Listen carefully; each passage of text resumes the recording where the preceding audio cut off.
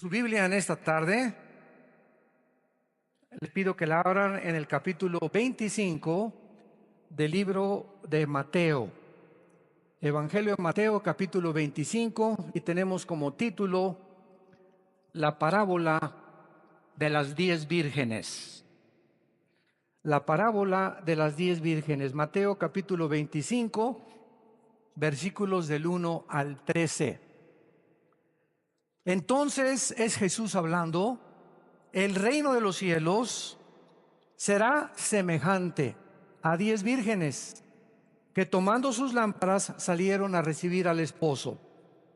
5 de ellas eran prudentes y 5 insensatas. Las insensatas, tomando sus lámparas, no tomaron consigo aceite. Mas las prudentes tomaron aceite en sus vasijas juntamente con sus lámparas. Y tardándose el esposo, cabecearon todas y se durmieron. Y a la medianoche se oyó un clamor: aquí viene el esposo, salgan a recibirle. Entonces todas aquellas vírgenes se levantaron y arreglaron sus lámparas. Y las insensatas dijeron a las prudentes: denos de vuestro aceite, porque nuestras lámparas se apagan. Mas las prudentes respondieron diciendo: para que no nos falte a nosotras y a vosotras, id más bien a los que venden y compren para ustedes mismas. Pero mientras ellas iban a comprar, vino el esposo, y las que estaban preparadas entraron con él a las bodas, y se cerró la puerta.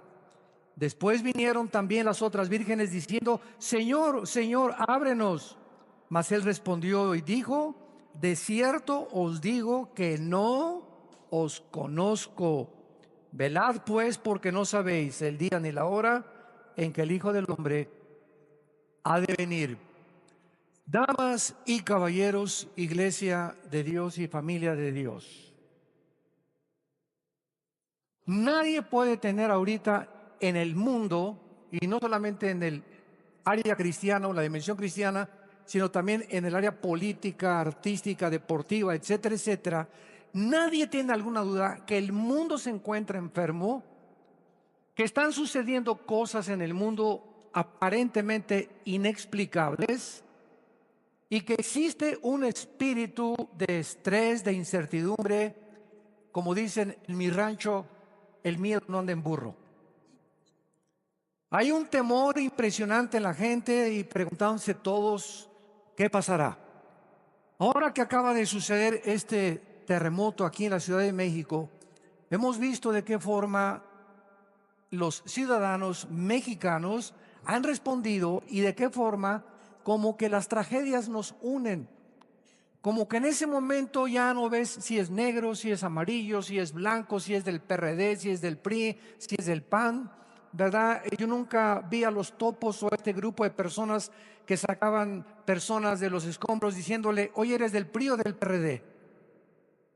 ¿Eres blanco o eres negro? En ese momento se acaba completamente todo el racismo, todos los niveles culturales. En ese momento lo único que nos hace es, ¿verdad?, la tragedia, unirnos y buscarnos con todo el corazón.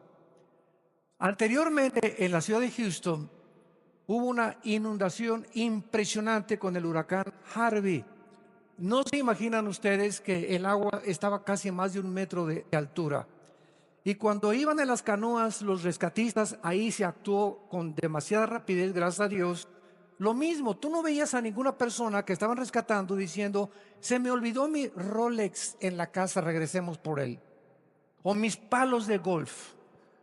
Lo único que veías tú en la televisión eran las gentes con las caras emocionadas: mi hijo se salvó.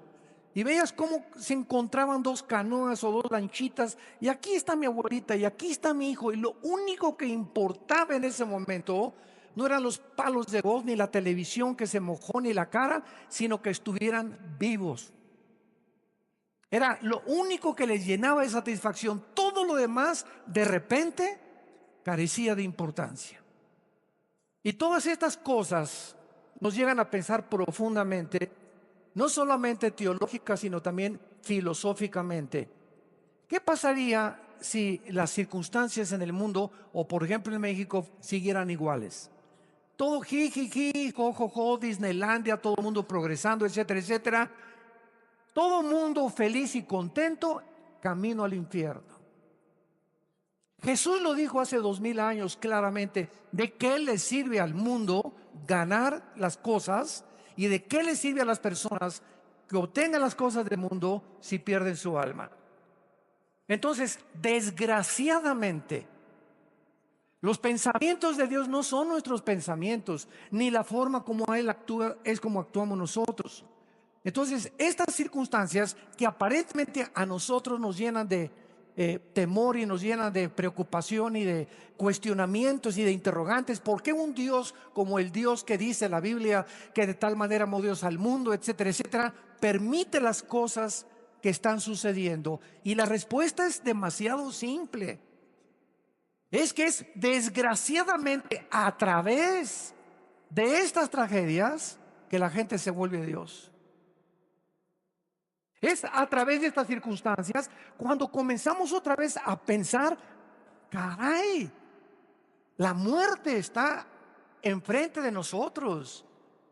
Todos tenemos conciencia que tenemos que morir, pero con el trajín de la vida, el jajaja y el jijiji y el club y los caballos y las telenovelas y el dinero y por aquí por allá, de repente nos olvidamos que la muerte sucede en nuestra vida, tal vez saliendo de esta iglesia. Tal vez cuántos de los que nos están escuchando, hoy es el último día que Dios les está hablando a sus corazones. Y son estas circunstancias las que nos hacen comenzar a reflexionar otra vez. Y yo hubiera estado en esos escombros. ¿Cuántas miles de personas o las que se han encontrado en los grandes terremotos de más de 500, 2000, 5000 personas se fueron a la cama, se durmieron creyendo que iban a amanecer? Habían checado a las 6 de la tarde en el hospital y les dijeron: usted está sano, usted tiene una buena dieta y usted pura alimentos orgánicos come y bebe y muchos alimentos y se cuidan también haciendo ejercicio y el agua, y nada de eso está mal. Pero de repente nos damos cuenta que aunque tengamos la mejor salud del mundo, la muerte nos llama a casa en el momento más inesperado. Esto nos hace reflexionar a nosotros que seguimos en este mundo vivos, considerar qué es el cristianismo, porque las iglesias, escúchenme, las iglesias cristianas evangélicas en el mundo entero están llenas de personas no salvas, que creen que por ir a la iglesia tiene la salvación y son las que se van a llevar el susto de su vida, como la parábola que vamos a continuación a desarrollar. En esta parábola el Señor Jesucristo nos advierte la importancia de permanecer velando, diario, continuamente, no solamente el domingo. La vida cristiana es una relación personal, viva, orgánica con alguien que vive, que es Jesús. Y si tú no tienes esta relación diaria, viva, orgánica con Jesucristo, aunque el domingo vayas a alguna iglesia o tengas alguna religión, qué susto te vas a llevar. Y esta es la parábola precisamente que Jesús ha descrito para que comencemos a prepararnos y a considerar realmente qué es la situación o en qué situación me encuentro. Dado que las circunstancias son inesperadas y que puedo morir saliendo mañana, un ataque al corazón, una embolia cerebral, un balazo, un accidente, un temblor, me cae una losa arriba de la cabeza, una inundación, de muchas formas, pero todos tenemos que morir. Tenemos que considerar, mientras estamos vivos, si realmente tenemos la salvación. Esta parábola es también un retrato dramático de lo que le sucederá a los cristianos que se decían cristianos y no lo eran.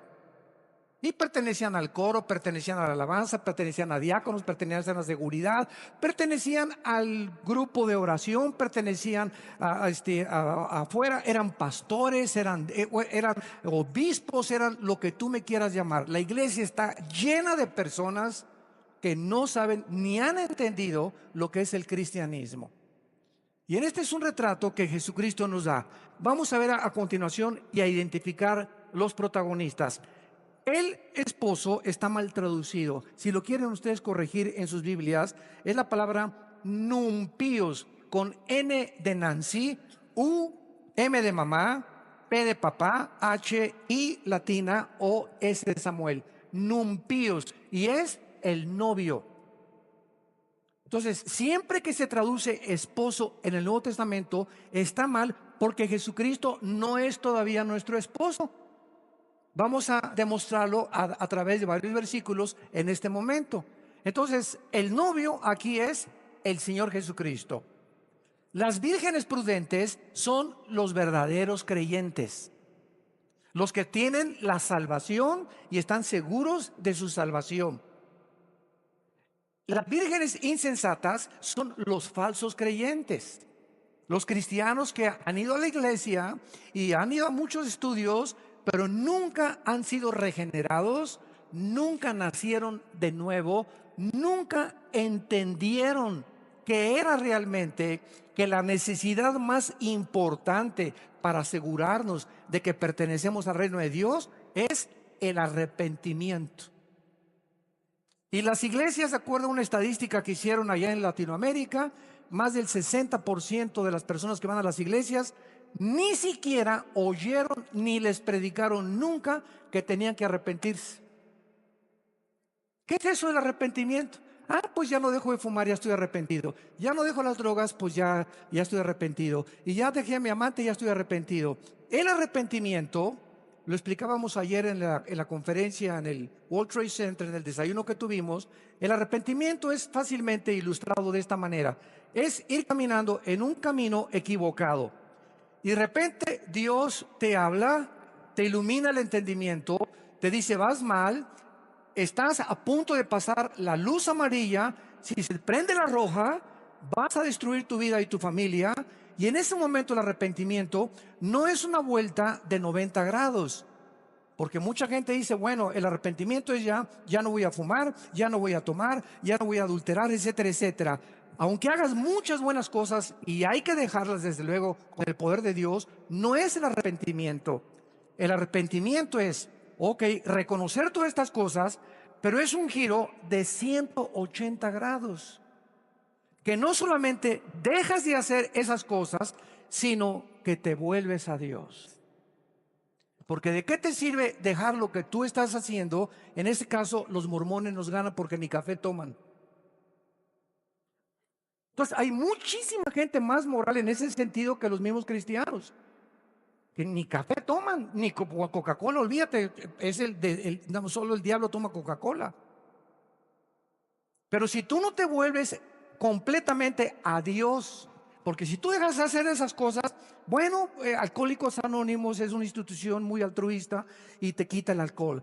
Marihuanos Anónimos, Neuróticos Anónimos, etcétera, etcétera, ayudan a dejar muchas cosas. Pero no solamente se trata de eso, sino de que nos volvamos a Dios y camines ahora, de aquí en adelante, con la Biblia delante de ti, en contrario a lo que tú ibas, y comiences a leer y a seguir diariamente para que sepas en qué camino me encuentro, si estoy siguiendo a Jesucristo. Es algo diario, es algo diario. Y mientras esto no forme disciplina de tu vida, se puede dudar realmente que tengas tú la salvación.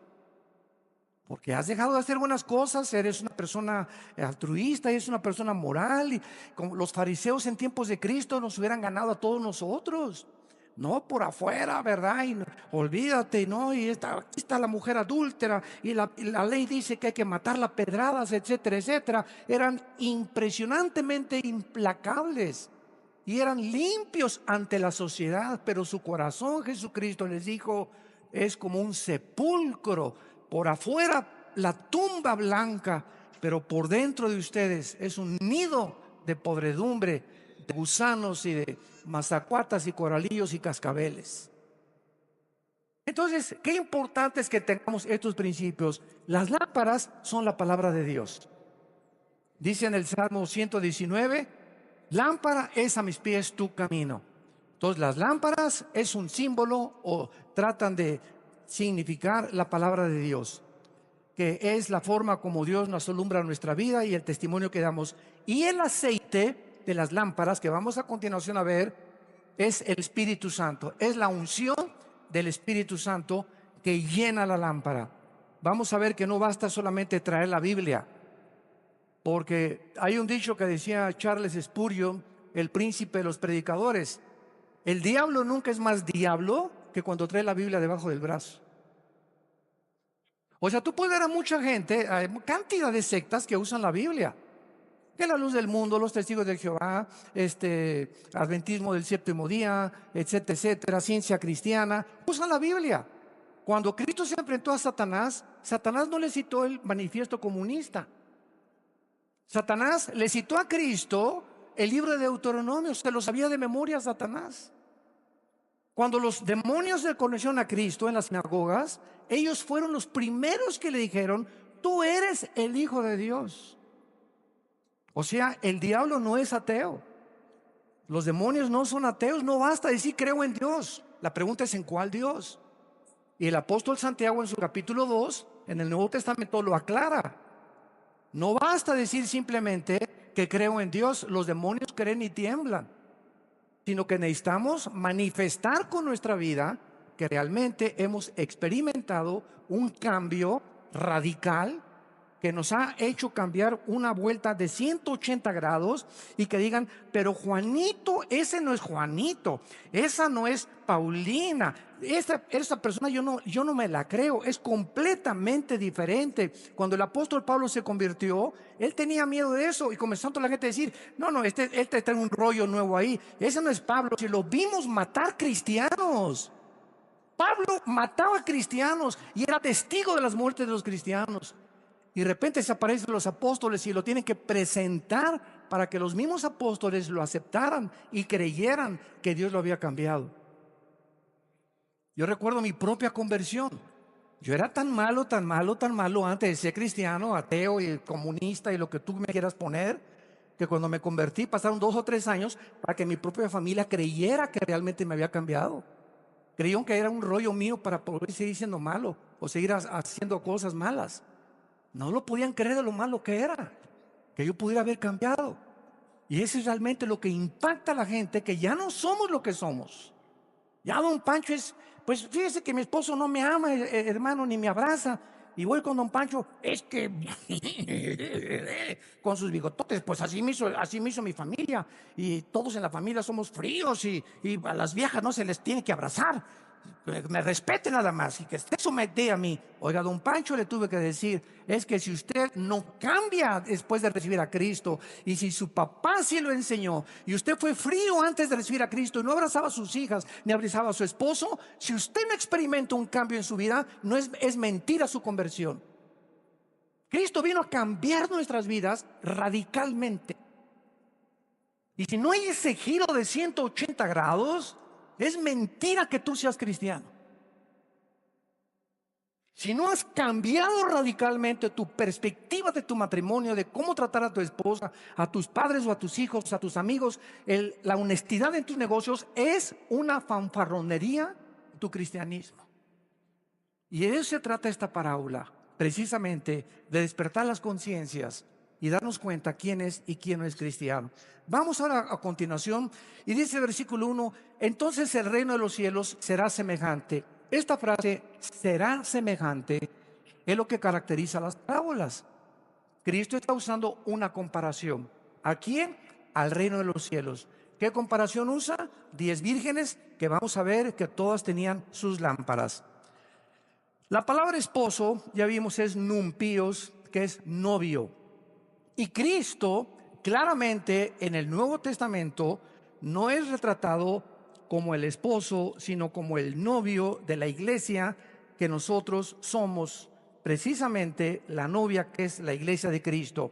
Por ejemplo, en Mateo 9:15, anteriormente a estos capítulos, dice: Jesús les dijo a los discípulos: ¿acaso pueden los que están de bodas tener luto entre tanto que el esposo está con ellos, o el novio? Ponle novio también ahí. Pero vendrán días cuando el novio les será quitado, y entonces ayunarán. ¿Cómo lo sabemos? Porque es hasta Apocalipsis capítulo 19, en las bodas del Cordero, cuando viene nuestro matrimonio con Jesucristo. Claro que todo es un simbolismo, ¿verdad? Hasta que no se celebren las bodas del Cordero, no estamos ya verdaderamente como la esposa de Jesucristo. Vean ustedes ahora en 2 de Corintios capítulo 11, que el apóstol Pablo también tenía interés de que el cristiano entendiera este principio. 2 de Corintios 11, versículo 2. Porque os celo con celo de Dios, porque los he desposado, o sea, comprometido con un solo esposo, para presentarlos como una virgen pura a Cristo. Es lógico, ¿verdad?, que si nosotros la iglesia somos y se nos simboliza como una virgen, es porque no nos hemos casado. Una persona que ya no es virgen es porque ya se casó. Entonces la Biblia nos simboliza al cristianismo como vírgenes. Por eso se usa la parábola de las vírgenes prudentes e insensatas. Y veamos también en Apocalipsis capítulo 19, al final de la Biblia, versículo 7 y versículo 9, que dice: gocémonos y alegrémonos y démosle gloria, porque han llegado las bodas del Cordero y su esposa se ha preparado. Versículo 9: y el ángel me dijo: bienaventurados los que son llamados a la cena de las bodas del Cordero, porque estas palabras son verdaderas de Dios. Entonces es claro, ¿verdad?, que es Cristo el que es el novio. Y ahora veamos en segundo lugar en Mateo 25 que 5 de ellas tenían lámparas y las otras 5 las tenían pero sin aceite. Sin embargo, Cristo menciona 3 cosas de estas vírgenes. Número 1, todas tomaron sus lámparas para recibir al Señor. Versículo 1: y tomando sus lámparas salieron a recibir al esposo. Todas corrieron a recibirlo. O sea, todas aparentemente profesaban que Cristo era su Señor. Y así podemos ver en la Biblia que existen muchísimas personas, de eso se trata esta conferencia, que llevan su Biblia debajo del brazo, sin embargo no tienen una relación con el Hijo de Dios, porque aunque tengas la Biblia, si no tienes al Espíritu Santo, que es la unción, tu Biblia carece de poder. Este libro, ¿verdad?, es un libro impreso con páginas impresas. Una vez yo llegué a una iglesia, me reservo el nombre de la iglesia, que creían que la Biblia tenía el poder, en el sentido que al llegar yo a predicar me dijeron: usted tiene que lavarse las manos antes de tocar este libro santo. O sea, esto es hacer un ídolo de un libro. Y la Biblia en sí, ¿verdad?, es letra. Si no tiene al Espíritu Santo, es letra muerta. ¿Por qué? Porque no me cambia. Es un libro como cualquier otro. Lo que da vida a este libro, y las personas que se acercan a este libro y son transformadas con este libro, es porque tienen dentro al Espíritu Santo, que es el autor de la Biblia, quien aplica este libro en sus almas. Pero si tú vienes con un doctorado en ciencias políticas y en filosofía y letras, y te dan el premio Nobel de astrofísica, a la Biblia, sin el Espíritu Santo, por más inteligente y más intelectual que seas, no va a cambiar tu vida mientras tú no te rindas a lo que dice la Biblia, que aceptes a Cristo como tu Salvador.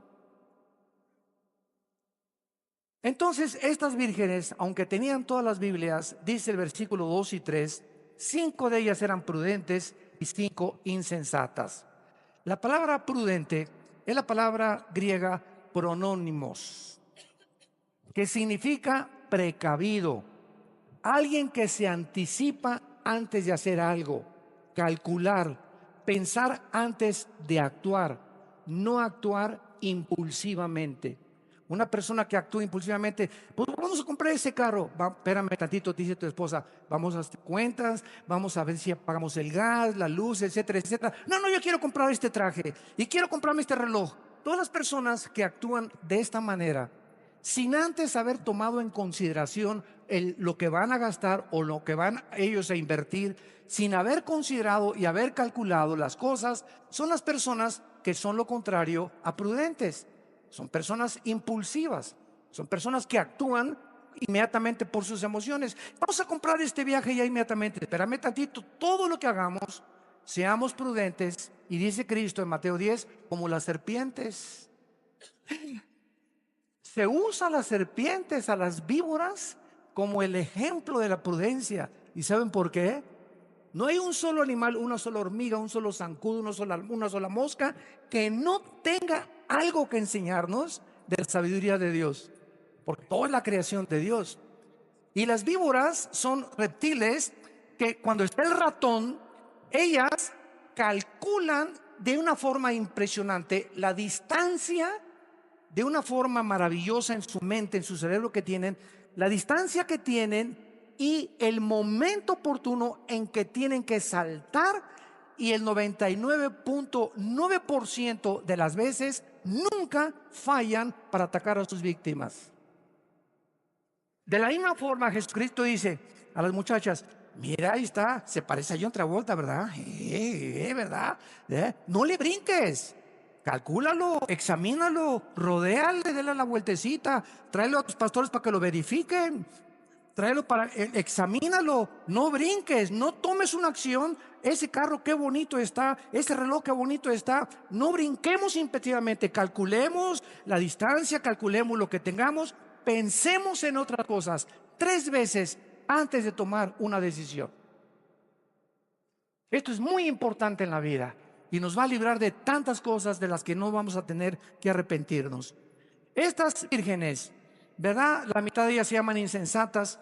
Es la palabra griega moros, en el griego, que significa engañadas o tontas.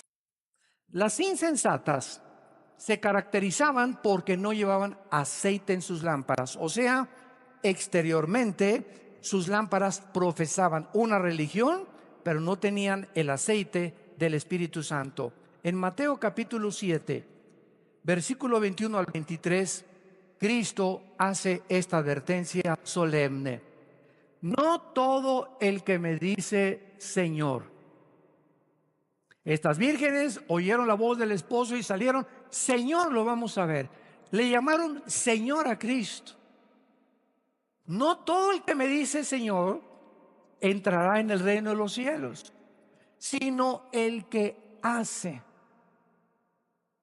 La fe sin obras es muerta completamente. Si nosotros no hacemos lo que la Biblia nos manda que tenemos que hacer, la fe tiene que ser demostrada a través de las obras. Las obras justifican que yo realmente he cambiado. Yo pues sí soy cristiano y voy a la iglesia y uso la Biblia, pero la pregunta es: ¿mi vida ha cambiado?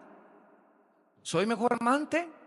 ¿Soy más considerado con mi esposa? Mi esposa ahora es la reina de mi casa. Ya les pedí perdón a mis padres de todo lo que les hice. En mi trabajo ya cambié, ya no soy el que no avanza, no tranza. Ahora ya no doy mordidas, ahora ya soy honrado. Ahora estoy dispuesto a perder hasta mi trabajo si me exigen que participe de la corrupción. Cuando hay ese cambio radical en tu vida, donde tu misma esposa, tus hijos, tus padres, tus amigos, tus hermanos se dan cuenta que ya no eres la persona que eras hace una semana o 2 semanas, es cuando realmente se puede decir que Jesús está en tu vida. No antes. Tiene que haber una revolución completa dentro de nuestro corazón. Y es lo que Jesucristo está tratando de decirnos. En el libro de Judas, que está antes de la Biblia, antes del Apocalipsis, Judas, la epístola de Judas, versículo 19, dice: estos son los que causan divisiones, los sensuales que no tienen el Espíritu. Y aquí Judas es una carta escrita para los que entran a las iglesias en el mundo entero, y en todas las iglesias hay esta clase de personas: murmuradores, chismosos, chismosas, hablando contra el pastor, y si esto por acá, y si esto por allá. ¿Por qué es esta actitud la que tienen? Porque son sensuales, están manejados por la energía de la carne, no tienen al Espíritu, todavía no han aprendido a amar la obra de Dios. Y cuando actúan con motivos equivocados, para su gloria, para su ego. Pues si no lo reconocen, se van de la iglesia. Si no me aceptan, es que no se han fijado que soy el papucho de papuchos. ¿Cómo es posible que no me han hecho pastor o pastora? ¿O por qué no me han... mi voz, que Bocelli parece Pinocho comparado conmigo. Y cuando hay este tipo de actitudes en el corazón, hablan de que algo está mal en tu vida interior. Algo está mal en tu vida interior. Cristo no ha revolucionado completamente eso. Lo vamos a ver más adelante. Ahora vemos las 5 prudentes, dice el versículo 4. Mas las prudentes tomaron aceite en sus vasijas juntamente con sus lámparas. Estas vírgenes representan a los verdaderos creyentes que han creído en Jesús, lo han demostrado, han calculado, pensado profundamente lo que harán con sus vidas futuras, como dice Primera de Juan, capítulo 3, versículo 3. Todo aquel que tiene esta esperanza se purifica a sí mismo. O sea, si tú tienes a Cristo realmente, una de las áreas más importantes que pueden denotar tu verdadero cristianismo es tu pureza sexual. La pureza sexual es una de las áreas de las más importantes. Y cuando comienzas a darte cuenta que ya puedes ver a una muchacha sin sensoriarla toda de los pies a la cabeza, o haz de cuenta que tú pasas en video, le hacen así los hombres muchas veces, y hasta 2 veces, y no pueden ver a una mujer sin desnudarla con sus ojos, o tiene que estar viendo pornografía para poder satisfacer su alma, estando casados, o si andas con un muchacho que es tu novio y ese muchacho adicto a la pornografía, tarde o temprano va a poner sus manos en tu cuerpo. Y esta es la razón por la cual las muchachas que no se han casado y que salen con muchachos, no permitan, muchachitas que me escuchan, que son solteras, no permitas que ese cocodrilo te ponga las manos encima de tu cuerpo. No lo permitas. Porque así comenzó con la manita y el dedo llegó y cuchi, cuchi, cuchi, cuchi, cuchi. Y cuando te das cuenta, ¿verdad? Ya la pancita te comienza a crecer.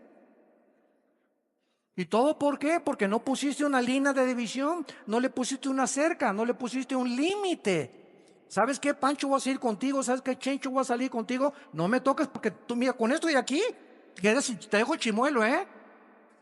Y si no, mi hermano le hablo, y si no, mi papá, conmigo te andas bien, vamos a tener una relación íntima, vamos a ser amigos, pues no me toques. ¿Por qué? Porque hasta que nos casemos, no saltemos a privilegios que no nos corresponden antes de casarnos. Tú no tienes ninguna responsabilidad para tocarme. Mi cuerpo va a ser de aquel que va a ser el padre de mis hijos. No se lo voy a dar a 3 o 4 antes de casarme. Y esa actitud que tú tienes como muchacha santa delante de Dios nos habla y le habla a los demonios y le habla a los ángeles y le habla a Dios de que tienes a Jesucristo en tu vida. Por eso quieres tú buscar la honestidad y quieres buscar la moralidad y quieres buscar tú la virginidad. Y ya no, tus amigas te van a burlar. Ay, tienes 25 años y no has salido con ningún muchacho, ni tampoco estás acostado con ningún muchacho. No, ¿y qué? Me dan lástima a ustedes, ¿verdad? ¿Por qué? Porque prefiero morirme virgen a poder violar el mandamiento a mi padre, que me prohíbe: no tendrás sexo ni inmoralidad antes del matrimonio. Estas cosas son las que comienzan a concientizarnos verdaderamente de que realmente hay un cambio en nuestra vida. Buscamos la pureza sexual. En el versículo 5 encontramos que Cristo menciona algo interesante. Va a haber una larga espera antes de que Él venga, y tardándose el esposo. Va a haber una larga espera, por eso, ¿verdad? Por lo que la mayoría de las vírgenes, o sea, las profesantes, se quedaron dormidas. Y pues desde hace varios siglos se está diciendo: y Cristo viene, ¿verdad? Y pues no viene. Ahora todos ustedes son testigos de que hasta en las redes sociales que venía el 23 de septiembre y que iba a haber una tragedia el 23 de septiembre, que porque en Apocalipsis 12, la mujer que aparece ahí con la luna debajo de sus pies y con las 12 estrellas, pues simboliza la constelación de Virgo, que exactamente en este momento se está formando en el cielo. Y entonces Apocalipsis 12 se está comprobando y va a haber algo tremendo el 23 de septiembre, y no hubo nada. Increíble. Se llama escatología amarillista. O sea, usan eventos del mundo y buscan de alguna forma relacionarlos con la Biblia, y no todo lo que sucede a nuestro alrededor está relacionado con la Biblia. Es al revés. Busquen la Biblia primero para que los eventos que tengan significado. Pero no trates de relacionar todo con la Biblia, porque caen. No, pues es que el número de Mikhail Gorbachev es el 666, es el anticristo. Hoy hay más de 3.500 nombres que si los deletreas en la geometría tienen el 666. No, pues que el príncipe de España es ahora que las Torres Gemelas fueron derribadas el en septiembre, 11 de septiembre del 2001. ¿Saben lo que comenzaron a decir? Me acuerdo en esa época, el 2001, de este siglo, de que se cumplía Apocalipsis 18, la gran ramera Babilonia había caído, que Nueva York era la gran ramera Babilonia. Y nos bombardean por todos lados y los cristianos se creen todo lo que leen en las redes sociales. Nunca vuelvas a leer y que va a temblar el 15 de septiembre y que va a pasar estas cosas. La Biblia es un libro completo, una revelación que no hay que agregarle nada. No hay ninguna fecha, ningún día, ninguna hora para poder pronosticar absolutamente nada. Entonces, todo lo que tú oigas son hipótesis, son teorías, son filosofías, pero de acuerdo a la Biblia lo vamos a ver. Nunca vamos a saber cuando nos sobrevenga el llamado para irnos a casa con el Señor. Entonces, dice el versículo 5, comenzaron a cabecear todas y se durmieron. Y a la medianoche se oyó un clamor que dijo: ahí viene el esposo, salgan a recibirle. La idea es que nos va a parecer que se está tardando Jesús, ¿verdad? Se está tardando Jesús, más tiempo de lo esperado, porque millones de creyentes a través de los siglos lo han estado esperando. Sin embargo, si no ha llegado, llegó a ellos el día que se murieron. Entonces, de que va a venir físicamente, va a venir físicamente. Pero si no viene en 5 años o en 3 años, el día que tú te mueras y el día que yo me muera, vamos a tener a Dios como el juez o como el salvador de nuestra vida. Y esto es muy importante.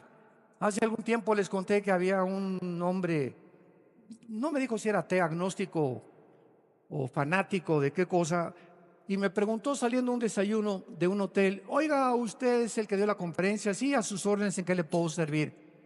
Y me dice: pues es que Dios es todopoderoso, ¿verdad? Le digo: claro, es Dios todopoderoso.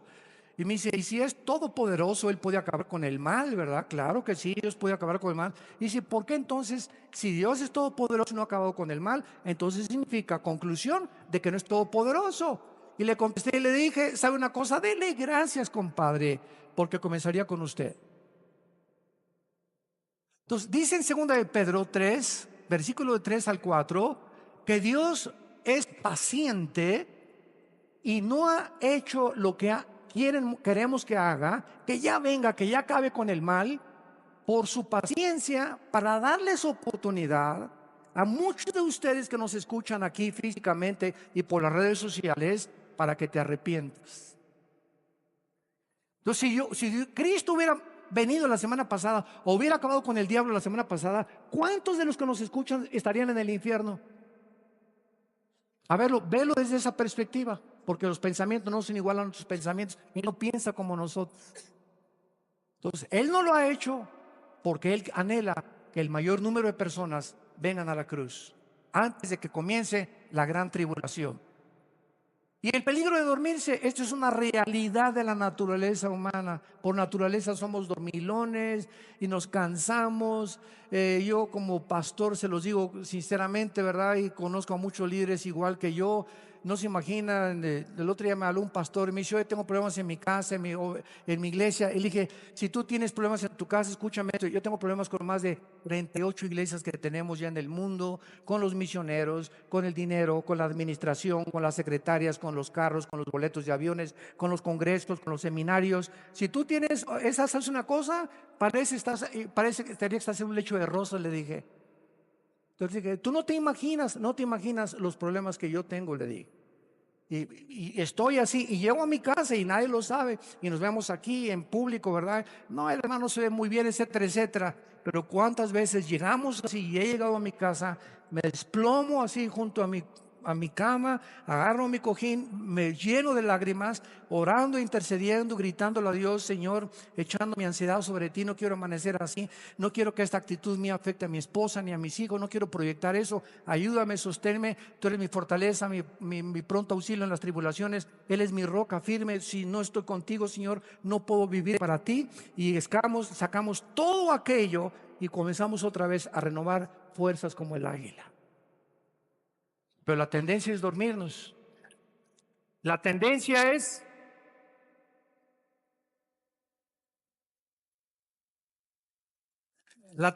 llegar así. A lo mejor sus problemas son diferentes, pero si tú llegas a un estado en tu vida que ya no aguanto, ahí está la toalla. se oye un coro arriba del diablo, alabío, alabao, alabim, bomba, túpanle, túpanle, más recio, ra, ra, ra. Y se te viene una parvada como de abejas africanas de demonios a atormentarte. Porque dice la Biblia en el libro del Éxodo que cuando iba el pueblo de Israel adelante, los que amalecitas que comenzaron a atacar a la caravana, nunca atacaban a los que iban en primera fila, a los generales y capitanes, atacaban a los que iban hasta atrás, a los rezagados, a los débiles.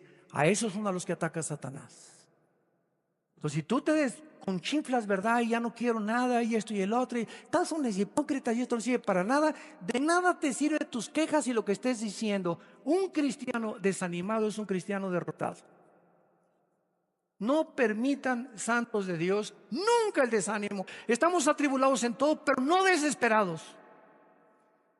Estamos perseguidos, pero no desamparados. En problemas, pero nunca que la angustia se apodere de nuestra alma. Nunca llegues a un rincón en tu vida, ya como, como los perritos, lamiéndote tus heridas. Nadie me quiere, nadie me viene a ver en el hospital, nadie me visita. Llego a la iglesia y nadie me saluda. Y comienzas y te hundes, y de esto no me va a sacar. Y ya se fue mi esposo, y no tengo seguro social. Y en ese momento, ahí es cuando el escudo de la fe se cae. ¿Qué es la fe? Es el escudo, dice en Efesios 6. ¿Por qué? Porque es la fe la que nos defiende ¿de quién? De los dardos de Satanás.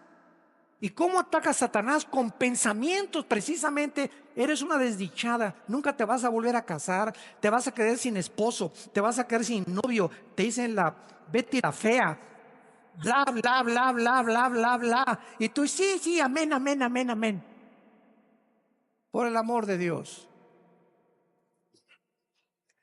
¿Se dan cuenta ustedes al estado al que podemos llegar? Es en ese momento cuando nos abandonamos a nosotros, cuando caemos en incredulidad, que se viene contra nosotros el enemigo con todo lo que da. Y tu estado comienza a ser peor, 5 veces peor que el primero. ¿Por qué? Porque bajaste el escudo de la fe. Es el escudo de la fe. El Señor no me abandonará. El que habita cerca al abrigo del Altísimo, morará bajo la sombra del Impotente. Diré yo a Jehová, castillo mío, mi roca. Y comienzas en ese momento de desesperación. No me importa en qué mi hija se fue, mi hijo se fue, perdiste el trabajo. En cualquier momento en que nos sintamos arrinconados, sin fuerzas para salir el panorama oscuro, confiesa la palabra de Dios. Él es mi Señor, Él es mi roca, tú eres mi ayuda, mi fortaleza, nunca me dejarás, nunca me desampararás. Y mientras comienzas a hablar, algo misterioso en el reino espiritual sucede en la dimensión invisible. Cuando hablamos la palabra de Dios con fe, se comienzan a despejar así las nubes y los demonios comienzan a irse. Mi cerebro comienza a pensar más claramente y comienzo a entender claramente su voluntad, porque mientras no estemos despejados, el Espíritu Santo no se comunica a nuestro espíritu. Acuérdate de eso. Nuestra mente tiene que estar despejada para que podamos discernir la voz del Espíritu Santo. Este es el peligro de dormirse. Dice en Romanos capítulo 13, versículos del 11 al 14, dice Pablo: y esto conociendo el tiempo que es para levantarnos del sueño, porque ahora está más cerca de nosotros nuestra salvación que cuando creímos. La noche está avanzada y se acerca el día. Desechemos pues las obras de las tinieblas y vistámonos de las armas de la luz. Andemos como de día honestamente, no en glotonerías, borracheras, lujurias, lascivias, contiendas, envidia, sino vistámonos del Señor Jesucristo y no proveáis para los deseos de la carne. Pablo compara que ya estábamos a 12 de la noche ahorita, 1 de la mañana ya. Es la hora más oscura del mundo ahorita.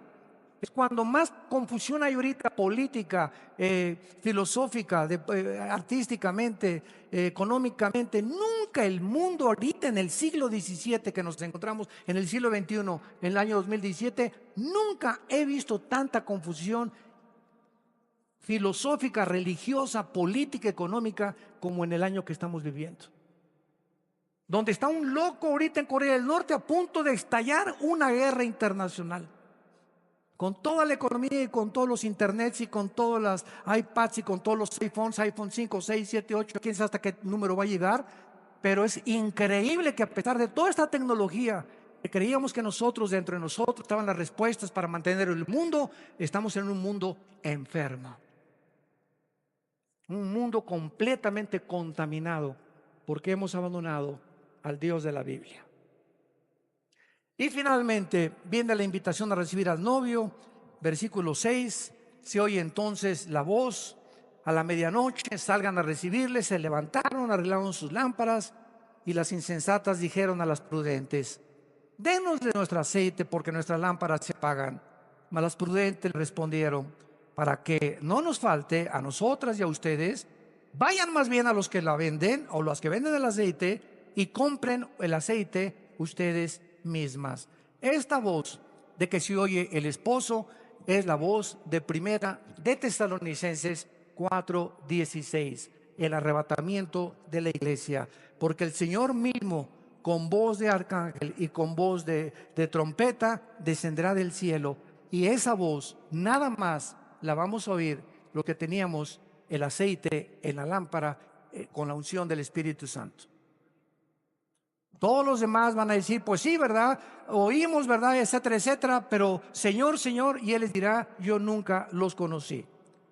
Se levantarán para arreglar sus lámparas, pero no van a poder. Las insensatas descubren que no tienen aceite. ¿Por qué? Porque simplemente estaban cubiertas de religión. No había habido nunca un cambio interior en sus vidas. Nunca fueron regenerados, regeneradas, nacidas de nuevo, nacidos de nuevo. Solamente tenían el manco del catolicismo: soy de la Iglesia Nueva, soy mormón, soy testigo de Jehová, soy bautista, soy presbiteriano, soy nazareno. Es lo único que tenían, el título, pero dentro de la botella no había nada. Y cuando venga Cristo no va a estar viendo a ver los bautistas, los nazarenos, los evangélicos. Cuando Él venga, lo único que le va a interesar es lo que está dentro de la botella. La esencia, el espíritu que nos ha transformado y que nos ha revolucionado a todos nosotros. Y finalmente las prudentes, dice el versículo 9, entonces estaban preparadas, sus corazones purificados y santificadas. Pero esta salvación, lo vemos claramente, que cuando comenzaron a pedirles: denos de su aceite, es que espérame tantito, la salvación es individual. Es que mis papás me dan otra religión. Mira, tus papás no van a pagar la condenación por tu vida cuando Cristo venga. Si tu papá fue mormón, tu papá fue budista, tu papá fue musulmán, y Cristo te abre los ojos, es para que regreses a esa casa de donde tú vienes y seas una luz y comiences a mostrarles que se encuentran en un camino equivocado, con amor, con paciencia, con perseverancia y con prudencia. Pero no se puede decir: es que dame tu salvación en ese momento, o a la hora de la ambulancia, cuando ya me llevan al hospital. Jesucito mío, mi dulce compañero, me desaparece noche de día. Entra en mi corazón, Jesús. Y eso sería burlarnos de Él, porque Dios sabe perfectamente bien que dice: cuando oiga su voz, ¿cuándo lo estás oyendo? Ahorita estás escuchando su voz a través de la Biblia. Cuando oigas esto, no te endurezcas. Ahorita te sales, te vas a las tortas, a los tacos aquí de chile relleno ahí en la esquina, te vas a tu casa, etcétera, etcétera, en la noche, y se te olvidó todo lo que hablamos, porque en este momento tú dijiste: lo voy a pensar y lo voy a hacer mañana. Y mañana viene otra temblorina y te cae un ladrillo arriba en la cabeza. Y te perdiste para siempre, ya no hubo oportunidad. Tú creíste que lo voy a pensar mañana o pasado mañana. Cuando oigas su voz, no te endurezcas. Hoy es el tiempo en el que tú tienes que tomar una decisión, en esta misma hora que Dios te está hablando. Vino el esposo, 3 palabras poderosas nos garantizan el regreso de Cristo. Vino el esposo. Jesús lo dijo: vengo, Apocalipsis 22, y mi galardón conmigo para recompensarlos según sus obras. Las insensatas se quedarán. ¿Por qué? Porque comenzaron a decirle: Señor, Señor. Y Jesús les dijo: no las conozco, no sé quiénes son ustedes. Y dice Juan 10, Dios conoce a sus ovejas. Cristo conoce quiénes son sus ovejas. ¿Quiénes son sus ovejas? Las que oyen la voz del pastor. Es que yo dije que era cristiano, pero ¿cuántas veces me habló Jesús a través de la Biblia y no le hice caso? Oí la voz de Friedrich Nietzsche, oí la voz de Bertrand Russell, oí la voz de Walter Mercado, oí la voz de los gurús, oí la voz del psicólogo, oí la voz del psiquiatra, oí la de ese deportista, de esa cantante famosa, pero nunca reconocí la voz de mi pastor. ¿Por qué? Porque aunque yo me decía que era cristiano, no tenía el Espíritu Santo que me capacita para reconocer, sintonizarme, no con la charrita del cuadrante, sino con la voz donde está en el FM que yo necesito oír. Estamos llenos de aquí, ¿verdad? De ondas por todos lados. La voz de Nietzsche, de ateísmo, agnosticismo, ateísmo, nazismo, fascismo. Estamos rodeados de filosofías, de darwinianismo, de que venimos del chango, etcétera, etcétera. ¿Cuál vas a oír? ¿Cuál es la voz que vas a escuchar finalmente? Y solo hay un camino, una verdad y una vida que se llama Jesucristo. Y esa es la voz a la que cuando Él venga te va a decir: no todos que me digan Señor, porque yo conozco mis ovejas, y si fueras mi oveja, me hubieras obedecido. Pero no me obedeciste, porque simplemente no era mi voz la que tú estabas escuchando. Velad pues, dice el versículo 13, porque no sabemos el día y la hora en que el Hijo del Hombre vendrá. Y en el versículo capítulo 25 de aquí de Mateo, versículo 42 en adelante, Él dijo estas palabras. Mateo 25, versículo 42. Porque tuve hambre y no me diste de comer, y tuve sed y no me diste de beber. Velad pues, porque no sabéis a qué hora ha de venir el Señor. Pero sabed esto, que si el padre de familia supiera a qué hora el ladrón habría de venir, velaría. Si tú supieras a qué horas habría de temblar, ¿qué harías?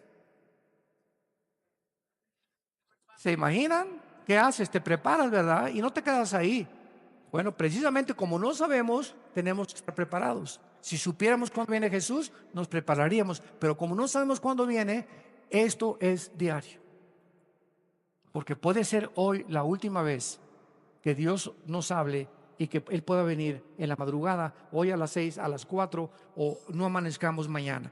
Versículo 44, por tanto también ustedes estén preparados, porque el Hijo del Hombre vendrá a la hora que no pensáis. La pregunta en esta mañana a tu corazón es: ¿estás tú preparado para encontrarte con tu Dios? Ahora que estuve en Bogotá, tuve el privilegio, ¿verdad?, de que fueron allá. Es muy diferente la política que aquí en México. Allá los senadores, los diputados van a las reuniones cristianas y no les da vergüenza, desde luego, los que son cristianos. Esta vez llevaron, ¿verdad?, a un político muy importante, y tuve la oportunidad de platicar con él. Y una de las cosas que yo le pregunté cuando me dijeron que era cristiano, esta pregunta te la hago a ti ahora. Si tú te murieras hoy en la noche, ¿estás seguro que te irías al cielo? Algunas personas que les hice esta pregunta ahí en Bogotá se quedaron calladas y me dijeron: no, no lo sabemos, no somos lo suficientemente buenos. Inmediatamente supe que no eran cristianos. Porque el cristiano es la persona que dice: sí, estoy seguro que me voy al cielo, no porque sea bueno, no porque haya hecho muchas buenas obras, sino simplemente porque alguien en una cruz pagó por mis pecados. Y gracias a lo que ese hombre hizo, por la gracia estoy eternamente agradecido. Y si entro al cielo, no va a haber nada de lo cual me merezca. Voy a entrar como un regalo que Dios me otorga, como la salvación.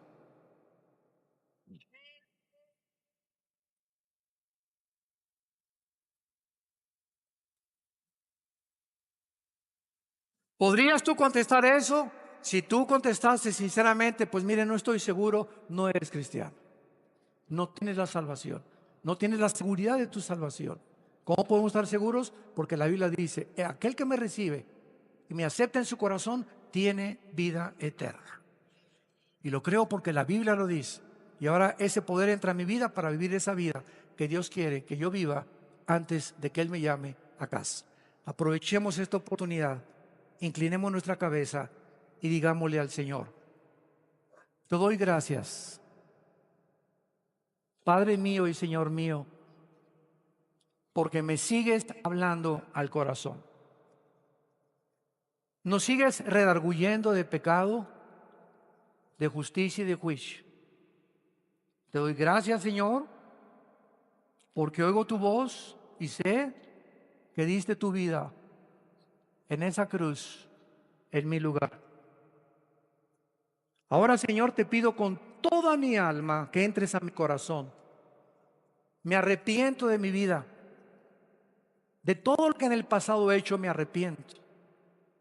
Yo sé que nunca hubiera podido pagar la cuenta que tenía pendiente de pecado contigo, pero ahora he comprendido el Evangelio.